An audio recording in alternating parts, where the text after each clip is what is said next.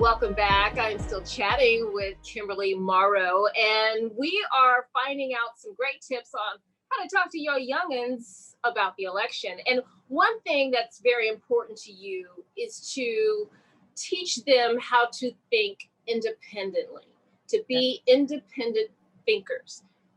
What does that mean?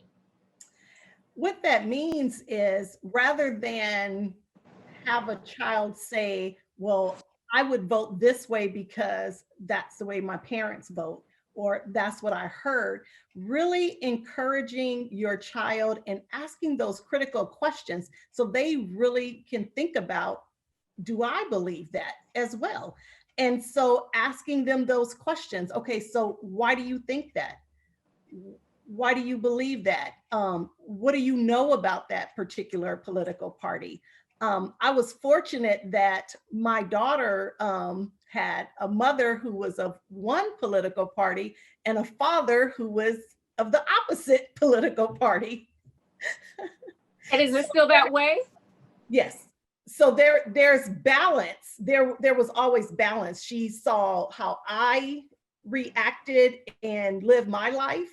And she saw how her dad lived his life. And when she was in positions where she had teachers who aligned with her father's political party, she was able to handle that situation gracefully.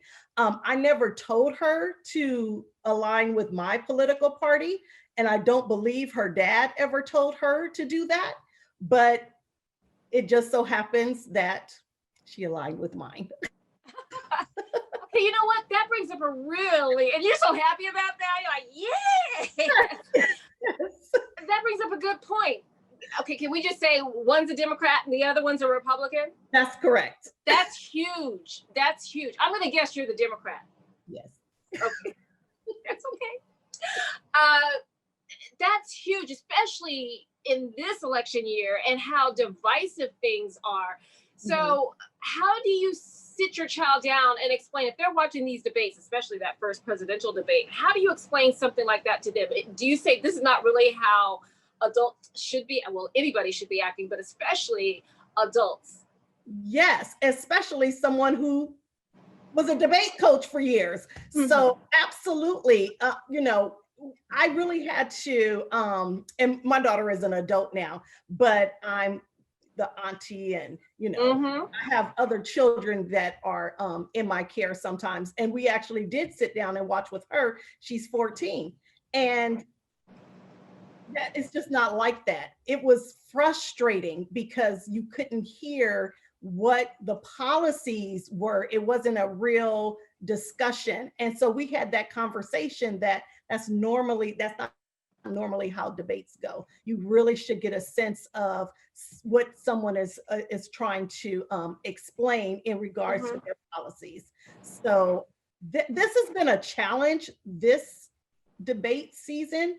So I know it's a huge challenge for parents to try to filter and keep their children away from certain very triggering, very divisive, very hateful rhetoric.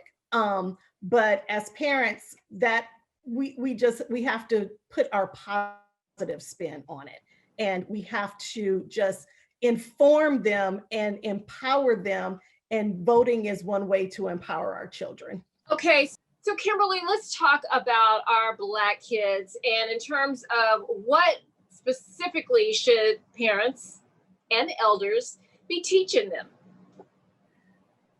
That our ancestors, our forebears, we fought for the right to vote.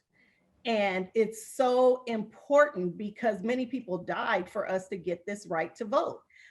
So that's one of the things that as Black parents, we should definitely be convincing or sharing with our children how important it is to vote. Because a lot of time the young people, especially right now, they're not really excited about either candidate. And so they're thinking about opting out of this election. So we really want to impress upon them, no matter who the candidate is, That's our right. We fought for it. We died for it. We have to use it. Let's talk about your book. And specifically, I think you may have it there handy. I sure do. Right. So we see it. A parenting guide. So when folks pick up the book, tell us some more tips. Share with us. Okay, so the book is really all about empowering children and listening to children. I have an entire chapter on there where I talk about how important it is for us to respect their passions and what they enjoy, and really try to build on it. There are so many ways we can educate our children that do not require a textbook. Kimberly, thank you so much. Be well out there. Thank you for having me. Thank you for being on. Stay with us, everyone. More of the show when we come back.